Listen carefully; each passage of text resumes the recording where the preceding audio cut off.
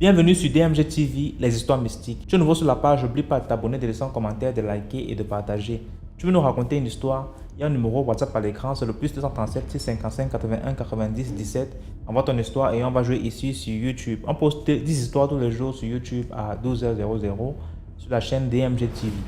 La deuxième chaîne DMG TV, c'est DMG TV Histoire Mystique Exclusive où on poste tous les 15h00 des histoires vraiment à couper le souffle. Donc je t'invite à nous suivre sur les deux chaînes YouTube, sur Facebook et sur TikTok, DMG TV toujours. Ce qu'on fait, c'est pour sensibiliser. N'oubliez pas de laisser un commentaire, un like, un partage pour donner la force à tous ceux qui racontent les histoires au quotidien. Merci beaucoup. Donc écoutons les histoires. Première histoire. Bonjour DMG. Je vais vous raconter ma petite histoire. Je suis gabonaise, originaire de Franceville. Nous sommes dans les années 2002. J'avais entre 16 ans et 17 ans. C'est comme ça, un jour, je vais être bref, un jour, j'entends une discussion forte entre mes grands-parents et les voisins du quartier. Je vais dire, c'est un village familial en fait. Et la famille est élargie pour mon grand-père, ma grand-mère et les autres grands-pères qui habitaient dans le village. Un jour, il y avait une discussion très forte. Après cette discussion-là, c'est comme si certains étaient en train de dire, tu vas voir ce qui va se passer demain, tu vas voir. L'autre a dit, si tu peux, essaie, on va voir. Bon, nous, on a grandi avec notre grand-père et notre grand-mère après la séparation de papa et maman. Donc, nous sommes restés au village côté paternel. C'est comme ça. Dans le village, il y avait un grand frère, donc un cousin, le fils de ma tante, qui était chrétien, qui priait beaucoup. Donc, il nous entraînait dans la prière avec lui, il nous conseillait. Tous les jours, on était toujours dans la prière, les jeûnes, etc. Donc, après la discussion là, nous sommes des enfants, on ne comprenons pas ce que ça disait. Et puis, en plus, ils discutaient beaucoup en langue. Donc, nous, on ne comprenait pas très bien ce qu'il disait. C'est vrai qu'on comprend la langue, mais ce n'est pas vraiment ça. Un soir, je suis en train de dormir après avoir fait la prière, les jeûnes de prière. J'ai appelé mes deux petites sœurs. Elles avaient leur chambre. Je les avais interdit de dormir avec moi parce qu'elles pissaient toujours au lit. Donc moi, j'étais très propre. Donc du coup, je ne voulais pas que les autres viennent pisser sur mon lit. Il fallait faire sortir le matelas le lendemain. Non. Donc je refusais tout ça. Je dormais seule. Avant de dormir, je suis montée sur le lit. J'ai fait ma prière.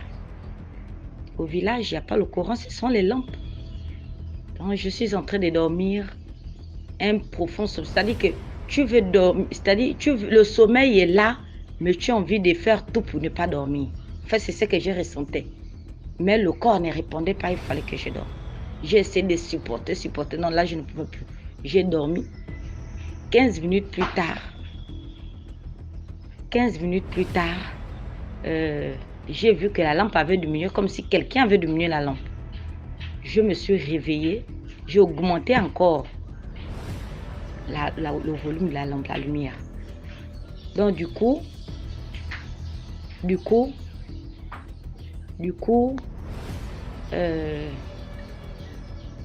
j'ai regardé les deux coins, je n'ai pas vu quelqu'un qui avait augmenté la lampe et puis ma chambre était toujours fermée.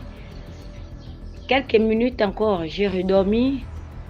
Cette fois-ci, c'était le sommeil profond. Et là, quelqu'un a commencé à me gratter en bas du pied. Il a gratté une fois.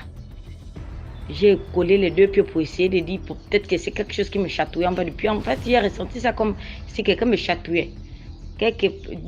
Deuxième fois, la troisième fois, ça m'a réveillée. Quand je me suis réveillée en sursaut, j'ai vu quelqu'un qui se cachait derrière mon lit. Quand je regarde, la lampe était presque éteinte parce qu'il avait complètement diminué la lampe. Je me suis levée, j'ai soulevé la lampe, j'ai augmenté la lumière de la lampe, j'ai soulevé la lampe et j'ai vu un monsieur, il était court, habillé avec une serviette et un bâton à la main, avec un couvreau. J'ai eu peur aussitôt.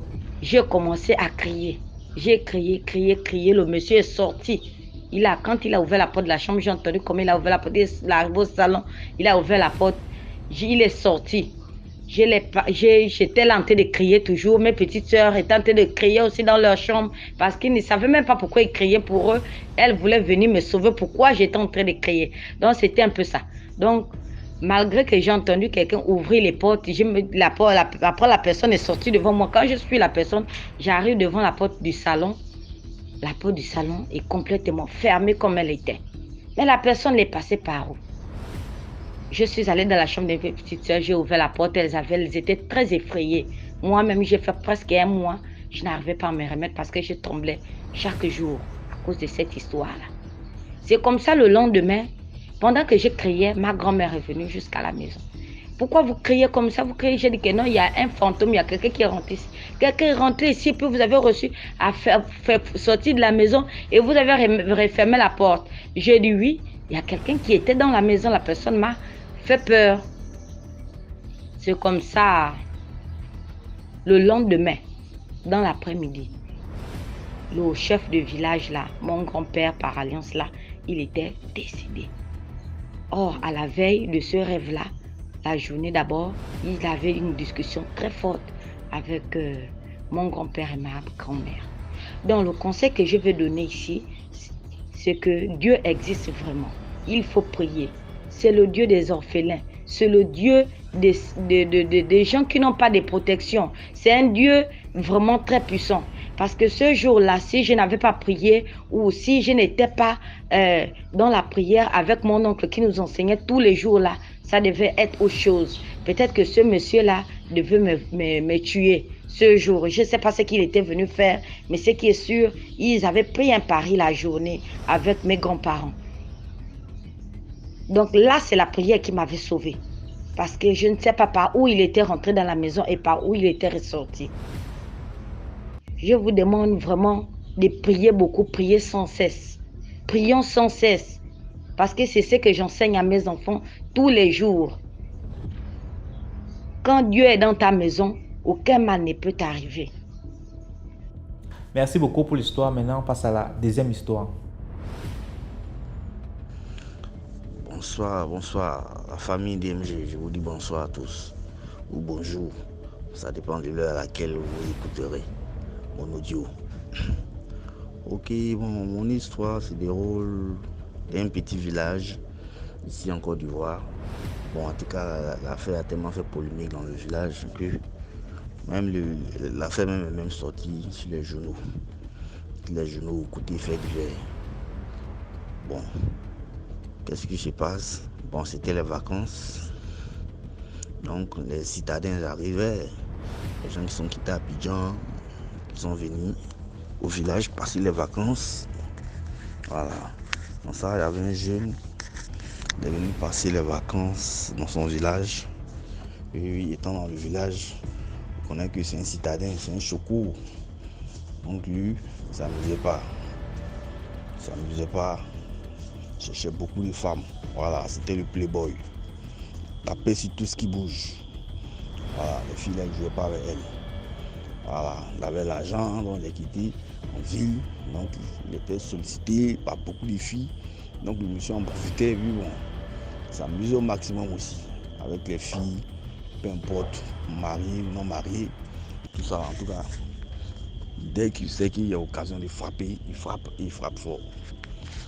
Donc c'est comme ça, dans ces pratiques de taper sur tout ce qui bouge, il a eu une fille qui était mariée à un vieux homme.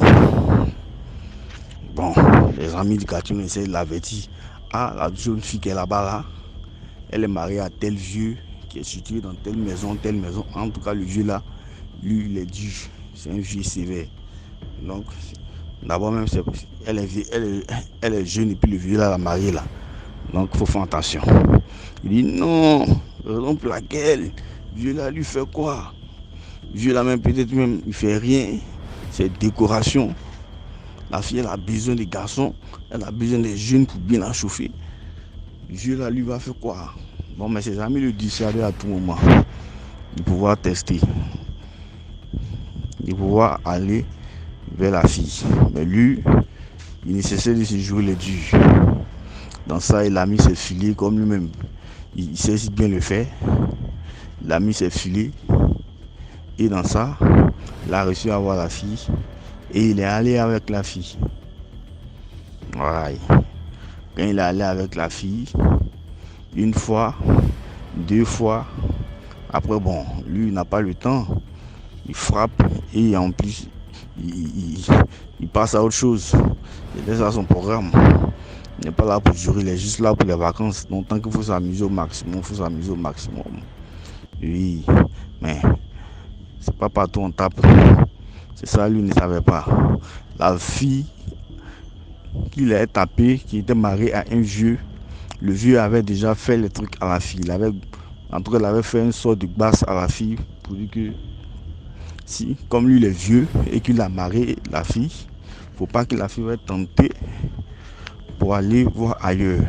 Donc le vieux avait déjà mystifié la fille derrière elle-même, sans qu'elle-même elle ne soit au courant. Voilà, et c'est comme ça. Donc le monsieur en question, le jeune en question, il vivait sa vie, il faisait la routine quoi, son quotidien comme d'habitude. Mais le jour qui passait, il remarquait que son sexe prenait du volume de jour en jour. Vous voyez, il remarquait que son sexe prenait du volume de jour en jour. Mais lui, il se disait que bon, peut-être c'est rien. Peut-être que bon, comme il arrive au village, les vacances, il s'amuse beaucoup. Donc peut-être que comme il est beaucoup en train de tirer, donc peut-être c'est ce qui fait que son sexe prend du volume. Et au fil des temps, ça prenait toujours du volume. À partir d'une semaine, il voit que le volume que ça a pris là, ce n'est plus normal. Ce n'est plus normal. Là, les choses maintenant sérieuses commencent. Son sexe nécessaire de prendre du volume. En moins de 2 mois déjà, là, on ne peut plus reconnaître son sexe. Hein. Il avait un truc super du bas même. Il avait un truc bien du bas. Voilà, le truc était bien long et bien du bas. Mais il ne sait pas avec qui se concilier. Vous voyez? Donc, là, on ne peut pas cacher un sexe qui grossit, qui devient long. C'est comme une grossesse. Difficile de cacher ça. Ah, vous voyez, c'est dans le pantalon, tout se passe. Voilà, c'est chaud. Donc, ses parents commencent à voir ça et on lui demande mais qu'est-ce qui se passe? Il dit non, il ne sait pas ce qui se passe. On commence à lui poser les questions, qu'est-ce qui se passe? Avec insistance, lui avec réflexion, vu ce que ses amis lui avaient dit au niveau de la jeune fille, il a su automatiquement que il a fait le lien entre la jeune fille et le mal qu'il a. Donc là, quand il a vu ses parents disent ah mais là, qu'est-ce qu'on peut faire? Allons-y voir le monsieur. On va essayer de parler avec lui pour voir ce qui se passe. D'abord de 1, c'était honteux d'abord pour la famille. Donc certaines personnes de la famille même ne voulaient pas intervenir là-dedans. Parce qu'on dit lui il est quitté avant, il est venu faire ses vacances, mais on l'a beaucoup remarqué, il est dans les maquis, les petits fous-mois. Bon tu sais, c'est quelqu'un qui ne restait pas tranquille quoi. Il voulait tellement s'afficher. Dans ça, peut-être que l'autre dit peut-être c'est un sort qu'ils l'ont lancé. Mais lui-même au fond intérieur il connaissait l'origine de son problème. Donc là ils sont allés voir les jeunes, les vieux de l'église, les vieilles personnes, les notables. Ils se sont ramassés et puis ils sont allés voir dans la maison du vieil homme là. Quand ils sont arrivés, le vieil homme était dans son coin serein. Ils sont dit mais qu'est-ce qui se passe? Les nouvelles, asseyez-vous, on vous apporte à boire. On dit non, vraiment c'est chaud. On est venu par rapport à un jeune du village qui a un sérieux problème. Il dit que son problème là, c'est parce qu'il t'a cherché qu'il a eu ce problème. Il m'a cherché comment? Le vieux l'a vu que ça sort dans la bouche du jeune. Il dit mais qu'est-ce qui est fait? Qu'est-ce que moi je l'ai fait? Moi je suis dans mon champ, je viens là tranquillement. Mes femmes préparent pour moi, je mange. Qu'est-ce que moi j'ai fait à quelqu'un? Il dit non, doyen, tu connais. On dit mais dites-le, moi qu'est-ce que moi je l'ai fait? Bon, moi, je suis là. Vous m'envoyez un jeune. Bon, vous dites qu'il a fait quoi? Moi, je ne sais pas. Dans ça, dites-le peut-être qu'est-ce qu'il a fait. Et puis, bon, lui-même, là, il sait ce qu'il a fait. Et dans ça, le jeune a avoué maintenant devant tout le monde que, oh oui, je suis allé avec la petite femme du vieux. Ah, déjà, les jeunes disent, tout le monde. Tous les notables, mon petit. Ce que tu as fait, tu sais que c'est dangereux. C'est une femme mariée. Peu importe son mari, ça ne doit pas se faire ce que tu as fait. Vous voyez un peu l'affaire? Et c'est ce qui s'est passé. Dans ça, les faits divers, bon, les journalistes sont venus tirer photo aux jeunes. Puis bon, c'est sorti dans les journaux, côté faits divers, les petits journaux, voilà, des régions. Puis bon, c'est ça, j'ai vu l'histoire, il dit, je vais partager avec vous. Bon, sûrement que le vieux l'a pardonné, hein. Bon, nous on n'a plus eu le coup. Après ça, là, les vacances, nous on est rentrés. Bon. Voilà, donc c'est un peu ça. Donc franchement, les tireurs d'élite là, tirez bien sur les élites, mais faites très attention. Faites très attention. Une femme mariée, on dame ça. Une femme mariée, on ne touche pas à ça. Voilà, donc c'est un peu ça. Go et gars là, il n'y a pas de souci, elle a son gars là, elle n'a pas marié. Si tu veux aller qu'elle accepte, il n'y a pas de souci. Mais du moment où le monsieur l'a doté, qu'il a marié, franchement, ça ne se fait pas. Voilà, même si elle te fait les yeux de phare, éloigne-toi de ça. Parce que le mariage, ça badine pas. Voilà, donc c'était un peu le conseil que je voulais donner les uns aux autres. Voilà, les uns aux autres. Moi, je me rappelle, il y avait, bon, je ne sais pas comment il le nommé là. C'est l'homme de l'ombre, hein. Oui, il est un côté Benoît, il racontait aussi les histoires. Il a dit qu'en 2023, que ceux qui sortent avec femmes des gens, les gens mariés, les adultérins, que beaucoup vont mourir en 2023. Il me rappelle, mais j'avais écouté l'émission même. Voilà. Ce qui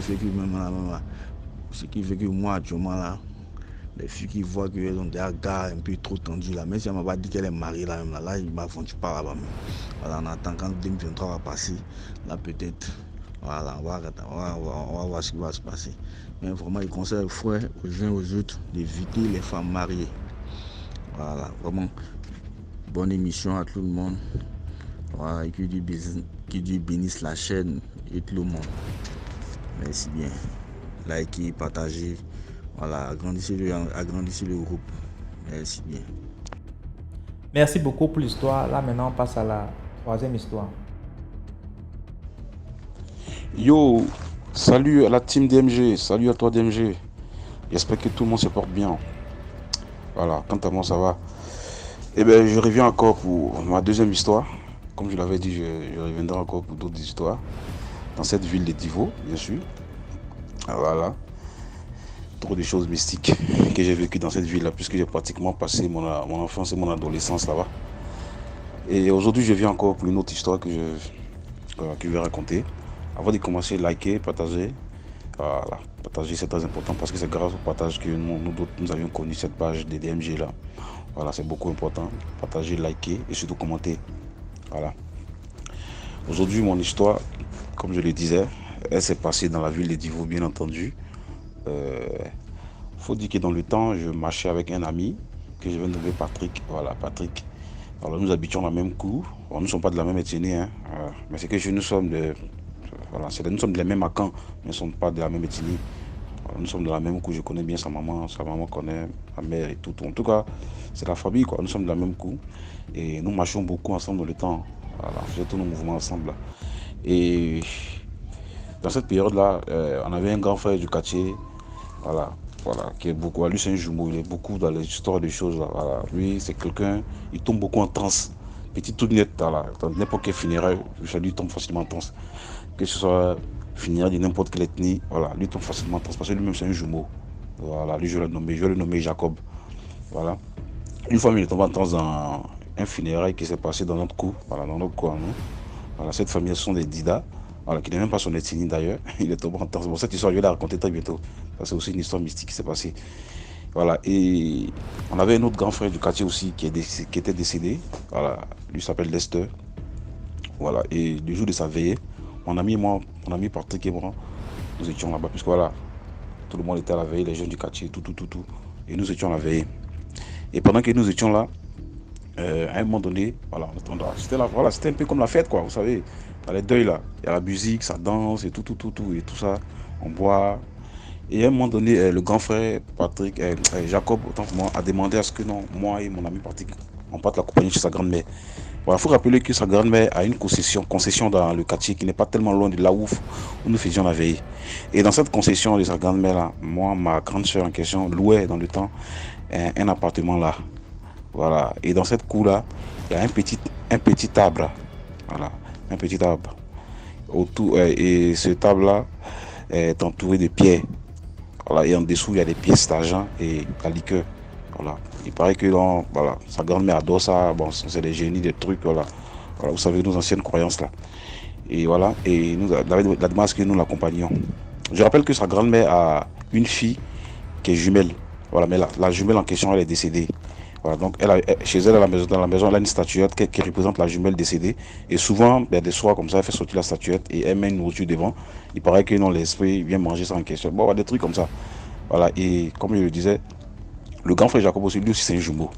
Voilà. Et il a demandé à ce que nous venions l'accompagner dans la concession de sa grand-mère. Nous sommes arrivés. Et pendant que pendant que nous marchions, je l'entendais parler, mais il parlait dans notre ethnie, dans notre langue. Voilà, il disait des trucs, voilà, il disait que non, c'est pas la peine, ne fais pas ça, je connais bien sa maman, c'est pas la peine, il faudrait pas faire ça, et tout. J'entendais ce qu'il disait, j'entendais ce qu'il disait, mais j'ai pas prêté attention, puisque j'étais beaucoup distrait avec mon ami dans la causerie, des trucs, voilà. Pendant que lui marchait silencieux, il était en train de causer. Il parlait, voilà, j'entendais ce qu'il disait, hein, voilà, je comprenais bien, mais j'ai pas trop prêté attention, j'ai pas fait. Et nous sommes arrivés là, il est rentré dans la maison, je sais pas qu'est-ce qu'il a fait, il a fait environ de 5 à 6 minutes, hein. Non, plus de 10 minutes, voilà, autour de 10 minutes. Et pendant nous étions assis là dans la cour. Et moi je regardais beaucoup la bûche, puisque dans le temps, moi, j'avais tellement peur de ça. Voilà, quand je vais dans mes virées nocturnes, dans mes balades, là, quand je viens, c'est là-bas. Quand je regarde dans la cour, il vient toquer la porte des bagages. Souvent quand je rentre, c'est fermé. Voilà, quand je viens toquer, c'est là-bas que je regarde. Et comme nous étions assis, mon ami Patrick et moi, c'est là-bas que j'étais fixé. Jusqu'à ce qu'il sorte. Et il a demandé à ce qu'on retourne à la veille. Et une fois arrivé à la veille, c'est là où il va nous dire que, lui, tout à l'heure, pendant qu'il nous sortait de marcher, Dexter lui est apparu. Et il lui a demandé la permission d'entrer dans le corps de mon ami Patrick afin qu'il aille tomber en transe à la veille là-bas et démasquer les personnes qui l'ont tué mystiquement dans la sorcellerie. Aïe, nous étions stupéfaits. Je n'en revenais pas. Il dit, attends. C'est là où j'ai commencé à faire le lien. Il dit, oui. C'est là où j'ai commencé à faire le lien. C'est là où j'ai commencé à faire le lien qu'il parlait. Et j'ai commencé à comprendre les phrases à celle-là. J'ai commencé à comprendre que, oui. À ce moment-là, j'ai commencé à comprendre. Et le petit était tellement était sous le choc, mon ami. Il a demandé est-ce que j'allais l'accompagner à la maison.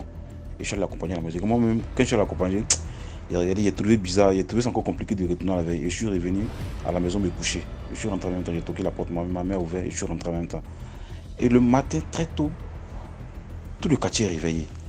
Le corbia qui devait aller là, qui partait au cimetière avec le cercueil, refusait de démarrer. Ça arrivait. Donc tout le monde était sorti, on ne comprenait pas. Le chauffeur fuit. Le corbia refuse de bouger. Ils ont appelé des personnes qui sont venues, ils ont parlé, ils ont versé de la boisson. Et le chauffeur est monté, il a démarré. C'est comme ça qu'ils sont allés l'enterrer. Bon, j'ai compris tout de suite que peut-être que le corps n'était pas vraiment content. Voilà, il cherchait vraiment à vouloir démasquer des personnes. Et tout quoi, voilà. En tout cas, c'était ça ma petite histoire. Voilà, commenter, liker, partager, c'est très important. Je reviendrai encore avec d'autres histoires dans cette ville de Divo. Merci à toute la team. On est ensemble, à très bientôt. Merci beaucoup pour l'histoire. Maintenant, on passe à la 4e histoire. Bonsoir la famille, bonsoir DMG TV.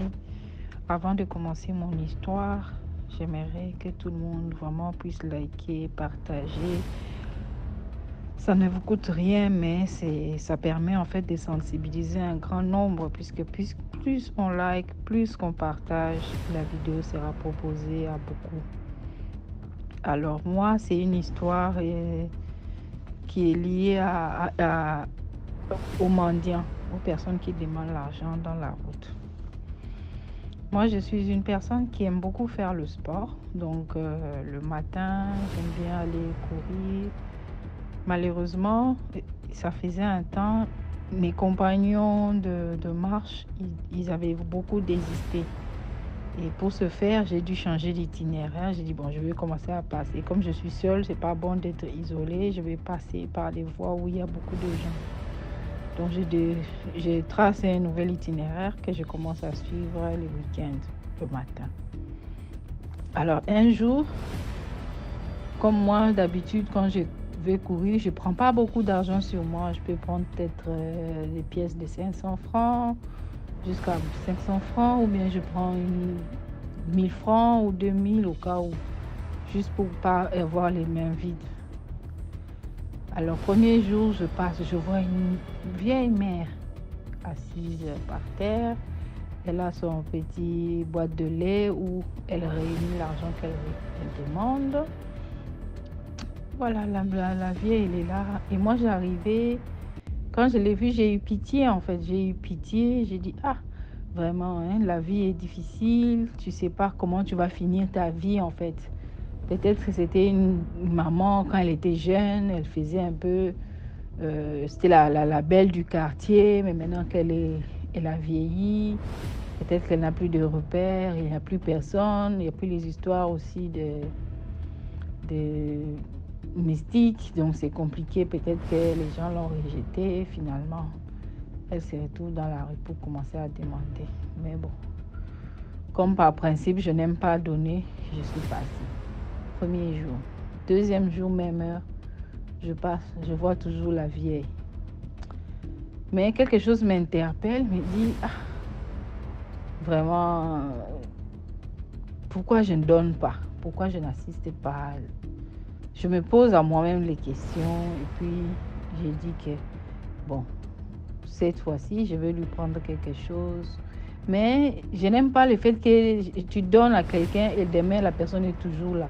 C'est comme si elle, ça l'appelait en fait de quitter chez elle.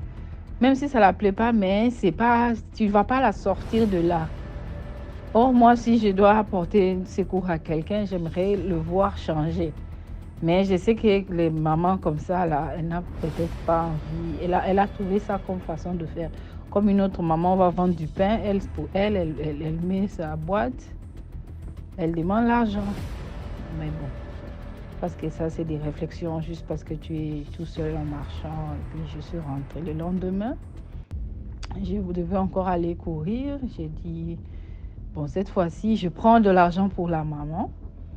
Et je prends pour moi aussi. Pour garder toujours ma somme quand je fais mes sports. Alors, la vieille. Mais je me suis dit que le dehors est mauvais. Le dehors est mauvais. Tu vas donner à quelqu'un, cette personne... Oh, il prend l'argent, il va aller vous bloquer et tout et tout.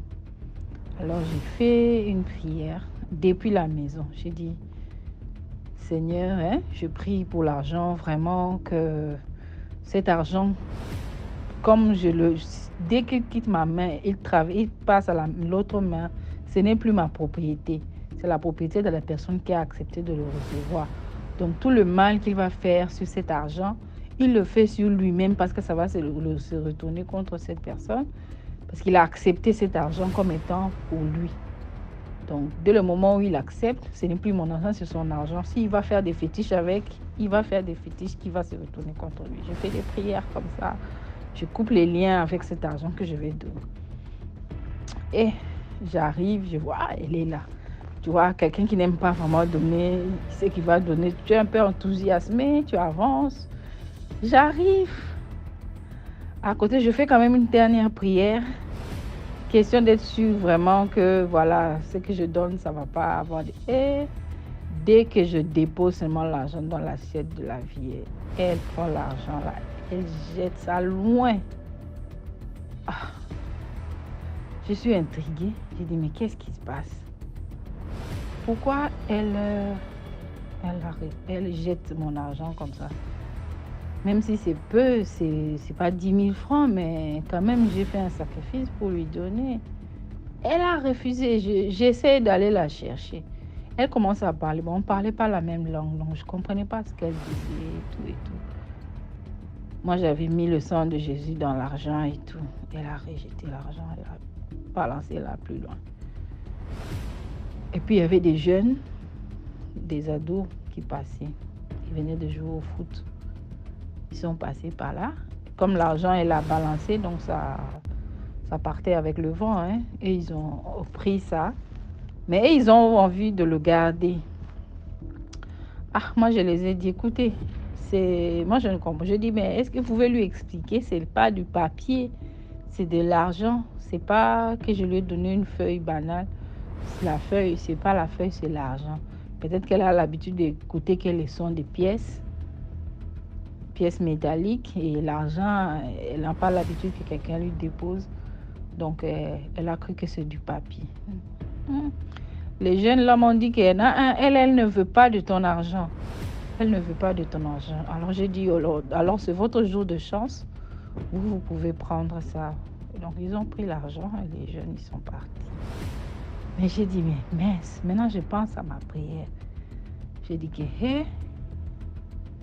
c'est pas tout le monde qui met son tabouret dehors, qui demande l'argent, que c'est une personne vraiment à aider.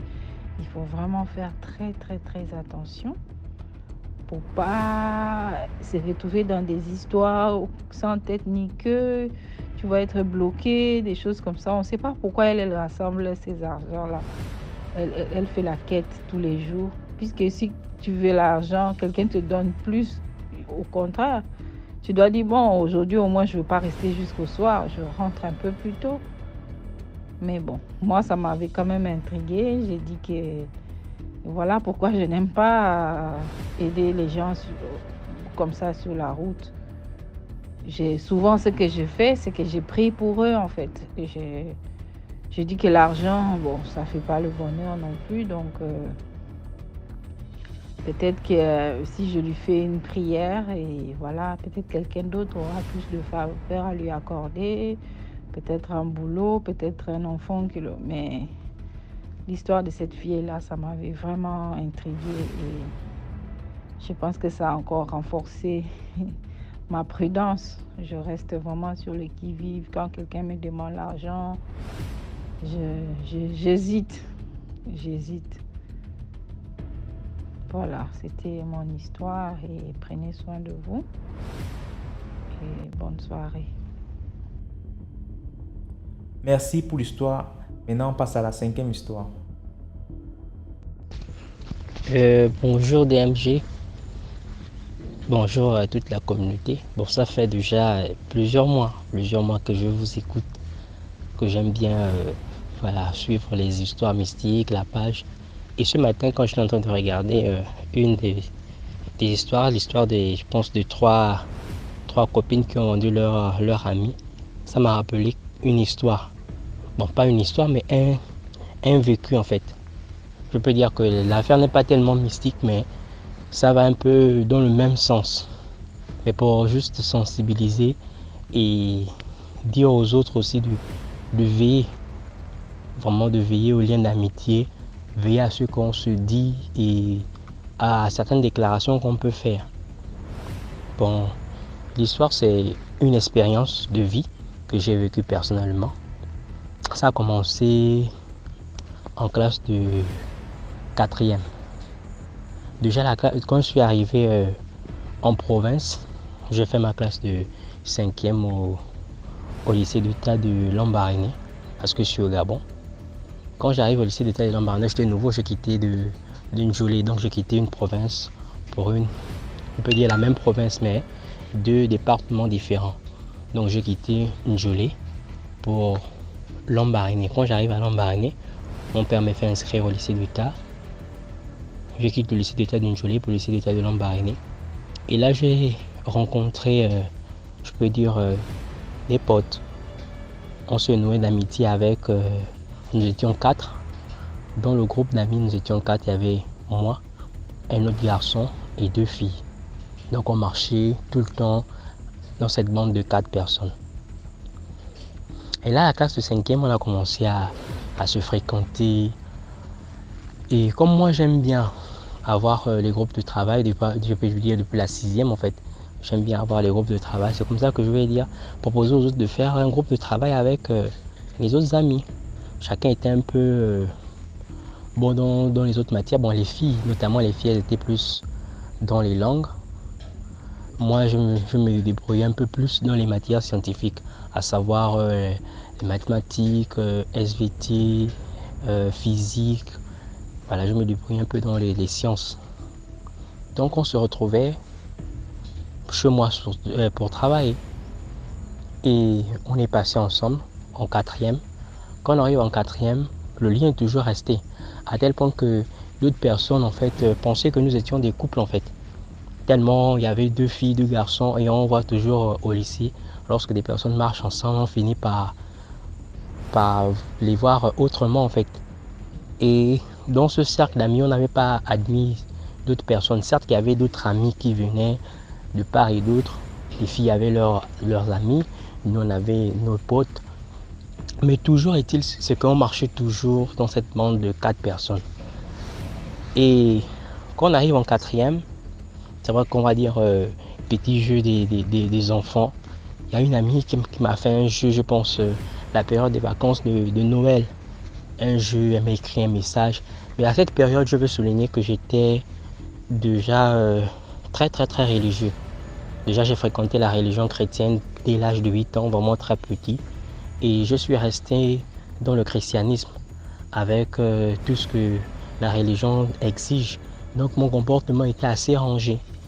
Contrairement aux autres, certes, il y avait d'autres qui fréquentaient des églises catholiques et autres, mais eux, ils n'étaient pas vraiment très rentrés là-dedans, en fait. À tel point que moi, j'étais du genre un peu... Je n'admettais pas certaines choses. C'est-à-dire que lorsque la camarade m'avait fait la blague, m'avait envoyé un texto pour me envoyer ses sentiments et autres, moi je m'étais fâché. Et après, même pendant qu'on marchait ensemble, lorsqu'on arrivait un peu à des débordements, je me fâchais toujours. Donc vraiment, lorsqu'on rentrait dans les grossièretés, quelqu'un peut blaguer avec des propos un peu bizarres, je n'admettais pas. Donc c'était un peu mon quotidien, mais vraiment j'étais ancré dans la religion. Et j'ai fréquenté une assemblée de réveil de la place. Et c'est comme ça que l'amitié a continué. Et là, en quatrième, nous sommes passés en classe de troisième. C'est en troisième que les choses vont vraiment basculer. Quand on arrive en troisième, il y a un de nos amis, notamment le garçon. Son papa avait été affecté à Libreville, donc à la capitale du Gabon, à Libreville. Parce que son papa travaillait à la DAP, donc l'administration des écoles, et était au département d'examen et concours. Il avait été affecté à Libreville. Donc moi je reste avec les 2 filles. Et pendant cette période, en blaguant comme ça un jour, déjà on était de passage en troisième. En blaguant comme ça un jour en quatrième, j'étais en train de dire aux autres que les gars, moi j'aimerais bien qu'on puisse garder en fait le cercle d'amis qu'on a. Voilà, c'est vrai qu'on n'est pas de meilleurs, mais en travaillant, je vois que ça a produit des résultats. Déjà, on a travaillé en cinquième, nous sommes tous passés, personne n'a redoublé.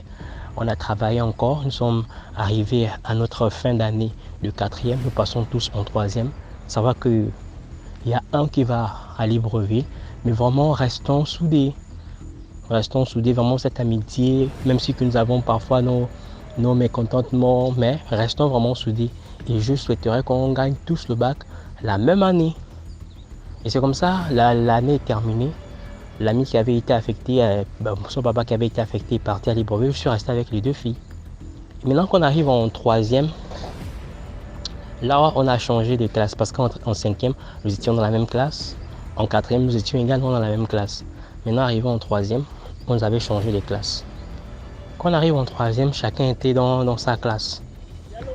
Et là, après que nous étions dans déjà des classes différentes, on ne s'est fréquenté plus trop. On s'est fréquenté plus trop. La même amie qui m'avait envoyé le message, la déclaration d'amour et autres, était venue me voir un jour. On était là, on se retrouvait toujours, on bavardait. Et là, lorsqu'elle est arrivée, je ne sais pas trop ce qui m'avait poussé, ce qui m'avait pris, mais pendant la blague, je vais sortir une parole vraiment qui avait été, je sais pas, quelque chose qui avait lié en fait notre vie. Depuis la classe de quatrième, la parole que j'avais citée, celle de gagner le bac ensemble. Et là, je veux lui dire que Ça va qu'on s'est séparés, mais il faut savoir qu'on va tous gagner le bac ensemble. Et si j'échoue, vous également, vous allez jouer. Elle me dit, mais attends, mais toi, tu te prends pour qui? Tu es là en train de raconter des histoires, tu te prends pour qui pour dire de telles choses? J'ai dit non. Moi, je sais, c'est pas que je suis le plus intelligent, mais j'étais un peu celui qui poussait les autres à travailler, en fait. Donc, je l'ai dit un peu, je peux dire, sous l'effet de la blague et de la colère, parce que c'est toujours moi qui allais vers les autres pour dire que venez, on va travailler, venez, j'ai une idée de ceci, venez, je proposais toujours le travail. Et là, vu que les autres on ne travaillait plus vraiment, qu'elle était venue, je pense qu'elle était venue me demander un service l'un des devoirs de français, je crois bien. Un devoir de français que j'ai travaillé avec elle. Et là, pendant que je l'explique le devoir, je vais sortir cette parole. Je vais lui dire que non, que si moi j'échoue, vous également, vous allez échouer. Elle s'est énervée, sincèrement. Elle s'était vraiment énervée. Et non, je n'admets pas ça. C'est vrai, nous sommes amis, c'est vrai, on a fait des classes ensemble, mais si la chose doit progresser, l'amitié va rester. L'autre à Libreville, nous sommes ici à Lambaréné, mais quitte à gagner ou échouer, ça ne dépend pas de toi. On s'est séparés comme ça. Et là, en troisième, je peux dire quoi? C'était un peu... chacun a un trimestre, l'autre n'a pas. Bon, si moi je gagne par exemple le premier trimestre, les deux autres n'ont pas eu le premier trimestre. Et moi j'ai gagné peut-être je n'ai pas eu le deuxième trimestre, les deux autres ont eu le deuxième trimestre. Donc vraiment cette année de troisième, je peux dire que on n'a pas eu le passage en seconde. Donc on n'avait pas eu la totalité des trimestres qui nous permettait d'avoir le passage en seconde. Mais après, on s'est quand même rattrapé. Quand nous tous on n'avait pas eu le passage en seconde, on s'est dit, ah les gars, vraiment c'est vrai qu'on n'est plus ensemble, mais travailler de sorte à ce qu'on puisse avoir le BPC au moins. On a travaillé et bizarrement on a tous eu le BPC, mais on n'a pas eu le passage en seconde. Et là ça a commencé à attirer mon attention. On se retrouvait à la proclamation parce que j'étais avec les deux filles. On se retrouvait à la proclamation de l'examen. L'autre était à Libreville. On allait voir les résultats ensemble. Quand les résultats sont sortis, j'ai regardé mon nom était sorti, j'ai regardé le nom des autres. On était là un peu dans la joie. On a commencé à appeler l'autre qui était à Libreville, prendre de ses nouvelles et tout. Et par la suite, on va dire, attends, cette histoire que j'avais dit lorsqu'on travaillait là, ça devient inquiétant. Regarde un peu. La coïncidence, c'est que nous avons tous eu le BPC, mais cependant, on n'a pas eu l'entrée en seconde. J'ai dit, maman, ça va aller, ça va. On s'est séparés. On est reparti parce que, bon, cette année, mes parents avaient été stricts. Ils ont dit, bon, ça ne sert à rien de te payer la classe de seconde. Déjà que mes parents ne sont pas du genre. Eux, si tu as échoué, tu vas reprendre. Ils ont dit, je ne te paye pas la classe de seconde. Bien sûr que tu as un bon bulletin. Mais si tu te serais amendé plus tôt, tu as eu le BPC, tu te serais amendé plus tôt, tu devais avoir et ton BPC et ton entrée en seconde. C'est comme ça que nous trois, on refait la classe de troisième ayant le BPC. Quand on refait la classe de troisième, on gagne encore tous. Et là, on fait maintenant des orientations parce que au Gabon, c'est un peu en troisième, on fait les orientations. Soit tu continues dans les séries littéraires ou tu bascules pour les séries scientifiques. Et moi, dans mon vœu d'orientation, je postulais pour les séries scientifiques parce que j'aimais bien les sciences et c'est dans les matières là où j'excellais plus.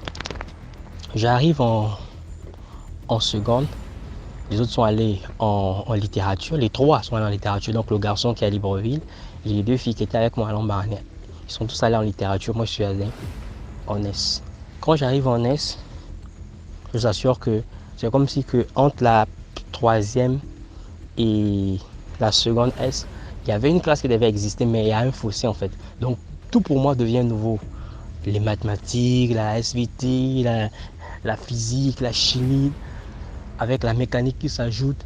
Donc vraiment c'était assez dosé. C'était vraiment assez dosé. Et là, j'ai quand même travaillé, mais les résultats n'étaient pas vraiment ça.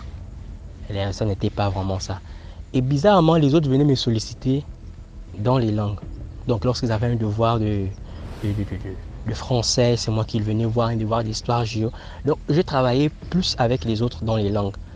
Mais les matières scientifiques, vu qu'ils avaient postulé pour la littérature, ils ne venaient pas me voir. Et là, l'une de mes camarades, la même qui m'avait fait la blague en question, me dit, mais attends, mais finalement, moi je me rends compte que toi, tu n'es pas un scientifique, tu es un littéraire, parce que toutes les fois que je viens travailler avec toi, Je comprends mieux, je m'en sors bien. Mais regarde un peu les résultats en sciences. C'est vrai que tu n'es pas très loin, mais c'est pas vraiment ça. Moi, je te conseillerais de faire une réorientation. Comme ça, tu viens nous trouver dans la littérature, on va continuer ensemble. Je lui dis, bah, laisse ça. Et ce qui est sûr, c'est que si moi j'échoue la seconde, c'est que vous trois, vous allez également échouer. Et là, ils étaient vraiment bien énervés. Elle dit, Francien, ton histoire de toujours dire que si nous on échoue, si toi tu échoues, nous aussi on va échouer, c'est quoi ça? C'est comme si notre réussite était conditionnée par la tienne en fait. C'est toi qui détermine. Et là, je vais dire, oui, c'est moi qui détermine. Je n'avais rien fait. Je vous rassure que si je souligne au passage que je n'avais rien fait. Je n'ai pas fait des prières contre mes amis. Je n'ai pas fait d'incantations contre eux. J'ai simplement déclaré une parole et simplement le lien d'amitié qui nous liait. Et là, je vous rassure que la même chose s'est répétée.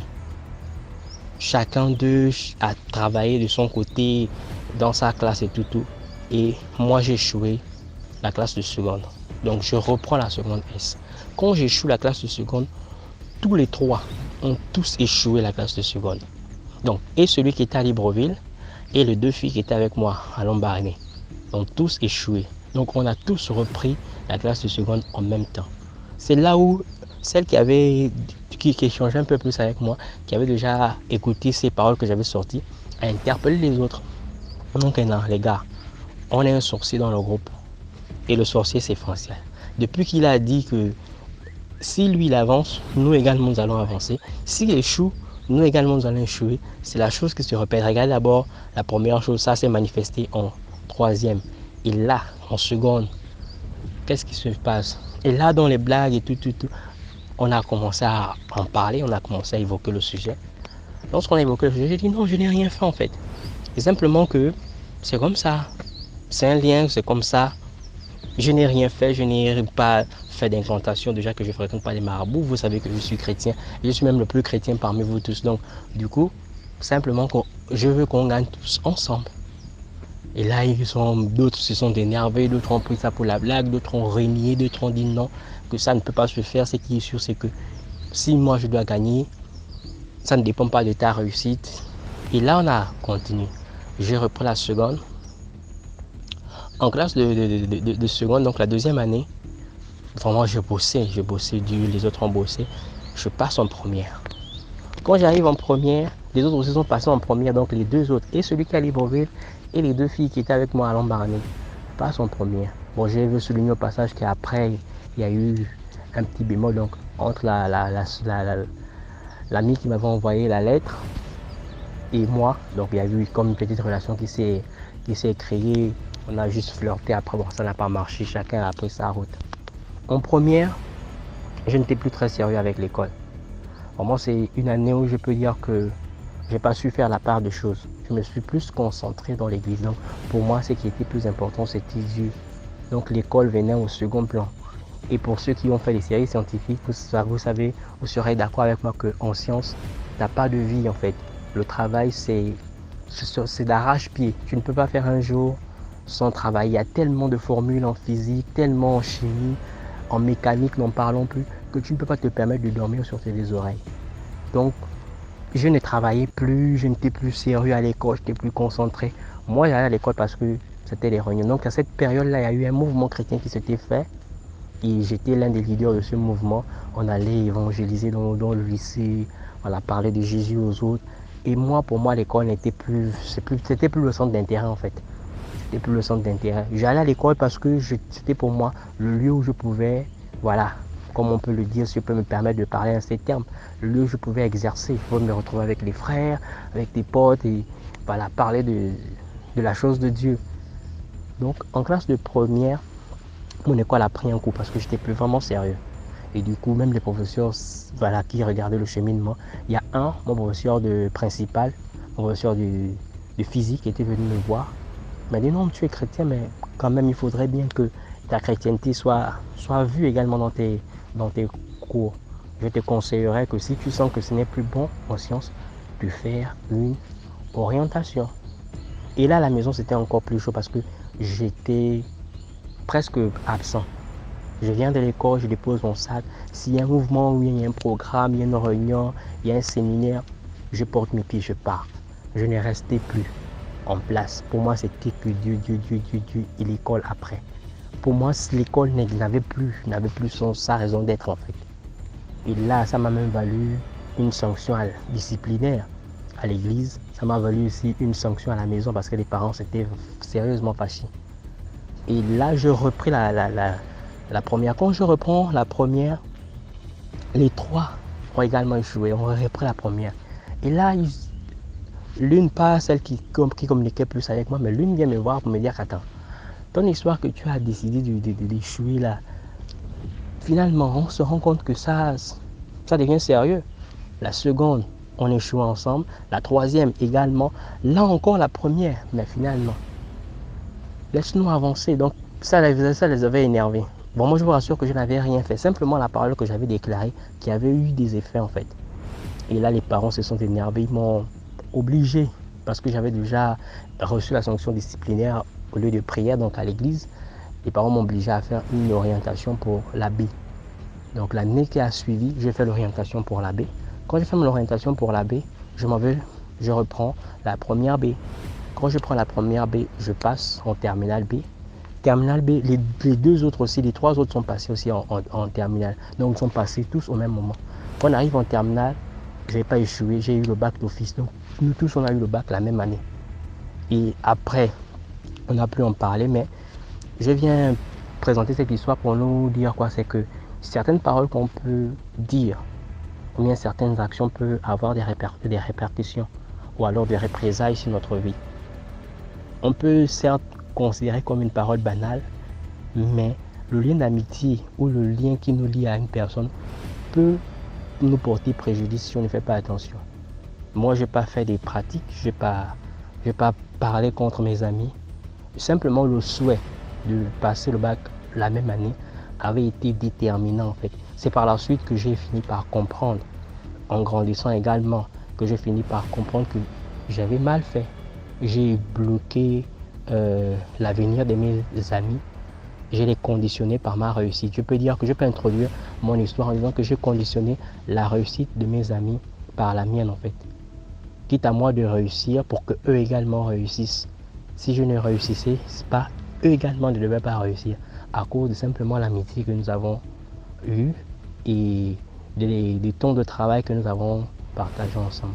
Donc c'est là mon histoire que j'ai voulu partager avec nous, juste pour nous interpeller en disant que on n'a pas parfois besoin de faire des pratiques. Mais comme la Bible dit pour ceux qui sont chrétiens que la mort et la vie sont au pouvoir de la langue, tout dépend de ce que l'on dit en fait. Et pour ceux qui ont déjà expérimenté ce genre de truc, je serais d'accord en disant que ça peut avoir des effets. Et moi, je l'ai expérimenté dans ma vie avec mes camarades. Je viens également pour sensibiliser les autres en disant que veillons à ce que l'on dit. Veillons vraiment à ce que l'on dit.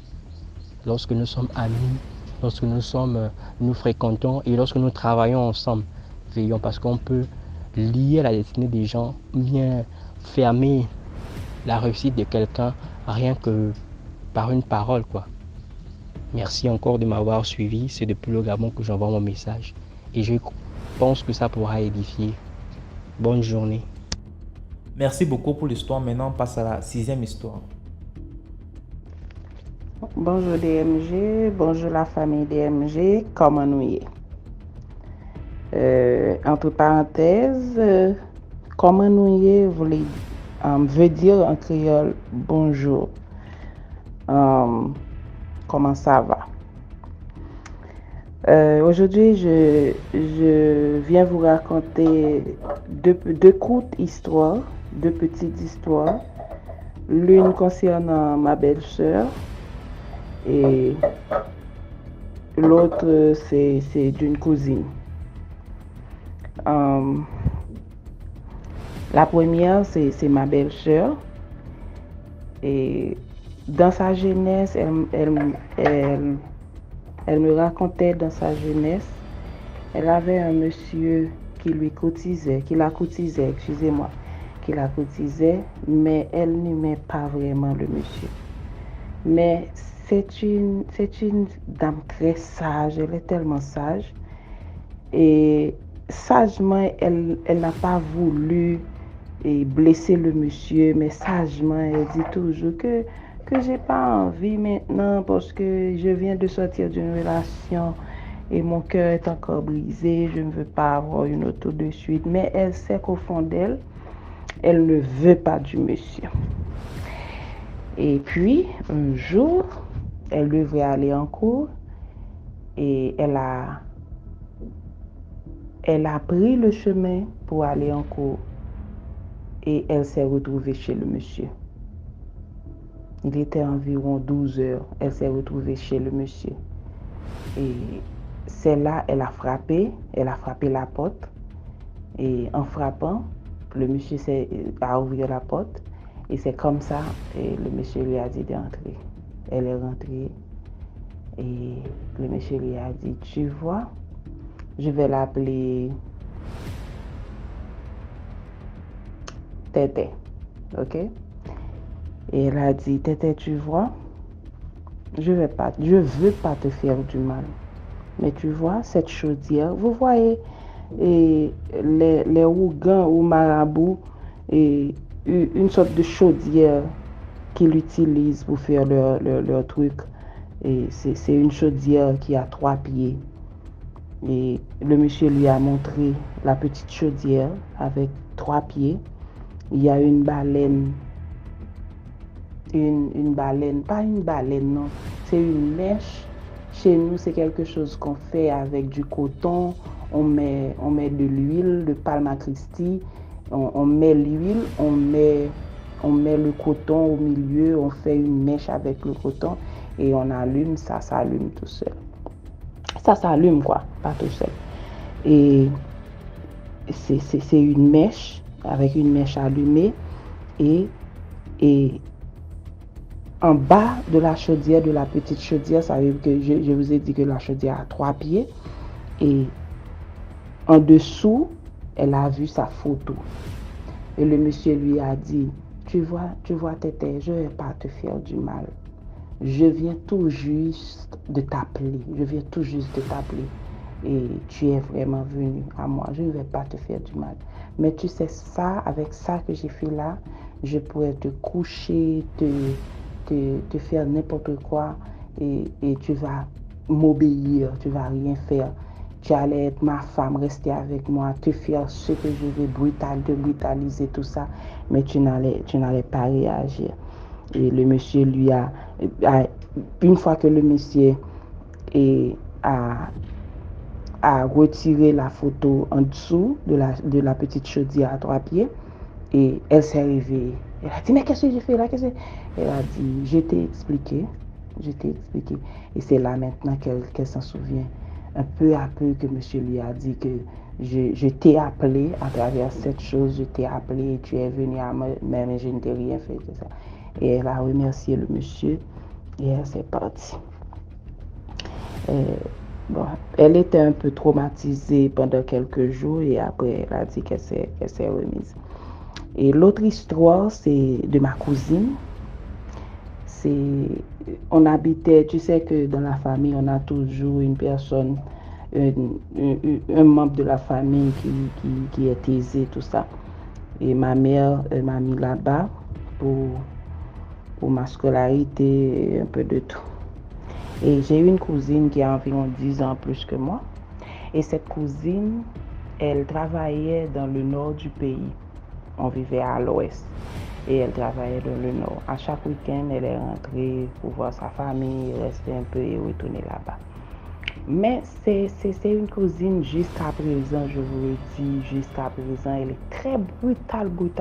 Elle parle à tout bout de champ, elle peut te dire quelque chose qui peut te tracasser pendant toute une journée, elle s'en foutait pas mal. Et peut-être qu'elle s'est débordée avec une collègue et cette dernière lui a tapé très fort. Quand elle marche, elle peut se mettre à côté de toi et vous marchez comme ça, bon, elle s'est tombée, pas évanouie, Mais tomber, on vous dit, mais qu'est-ce que tu as? Laisse-moi l'appeler Mita. Ok? Je l'appelle Mita. Et qu'est-ce qu'il y a, Mita? Pourquoi tu es tombé comme ça? Il n'y a rien devant toi. Oh, je ne sais pas. C'est comme si quelque chose m'a taclé comme ça et puis je suis tombée. Et puis, et c'est comme ça, à chaque fois c'est comme ça. Elle est dans la maison, elle se met des boublés. Là, personne ne comprenait rien. Et un jour, à la maison, on avait une petite fille, une fillette de 2 ans. De 2 ans, je pensais qu'elle avait 2 ans à cette époque. Et notre grand-mère la faisait manger sur la terrasse. Et c'est comme ça, ma cousine en question est allée à la toilette pour se soulager, tout ça. En finissant, elle s'est levée et pour laver ses mains dans le lavabo et un peu savonner son visage. Pendant qu'elle a le savon sur le visage comme ça, elle a ressenti une petite main la chatouiller au niveau de ses fesses. La chatouiller. C'est comme si tu as un enfant, tu sais que la hauteur de l'enfant, et l'enfant touche tes fesses comme ça et chatouille tes fesses comme ça. Et elle a cité le nom de la petite fille de 2 ans qu'on avait à cette époque à la maison.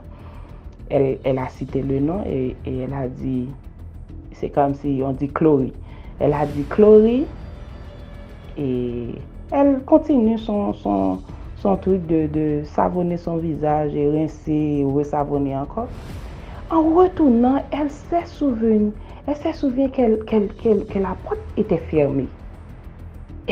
Brusquement, elle s'est retournée et elle a vu vraiment que la porte était fermée. Et là, la petite fille ne pouvait pas ouvrir la porte. Et sous la panique, elle a précipité pour ouvrir la porte et regarder de gauche à droite. En regardant comme ça, elle a vu une petite fille presque de la même taille de la fillette qu'on avait à la maison. Elle a vu une petite fille rapidement franchir une porte sans ouvrir c'est pas une porte, une barrière. Sans ouvrir, elle franchit la barrière de l'escalier et précipitamment est descendue les marches. Une fille à cet âge ne pourrait pas descendre aussi vite les marches. Et c'est ainsi que ma cousine a crié « Maman !» Et la fille est disparue. C'est là qu'on a pris son cas au sérieux et allé voir des personnes pour dire qu'on lui a frappé au travail parce qu'elle s'est bagarrée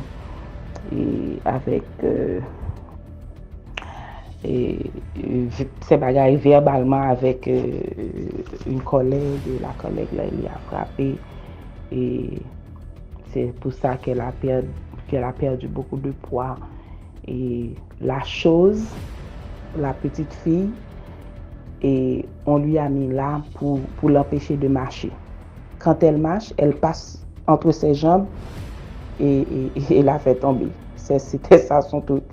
Elle passe entre ses jambes, wap, et pip, elle s'est tombée. C'était ça.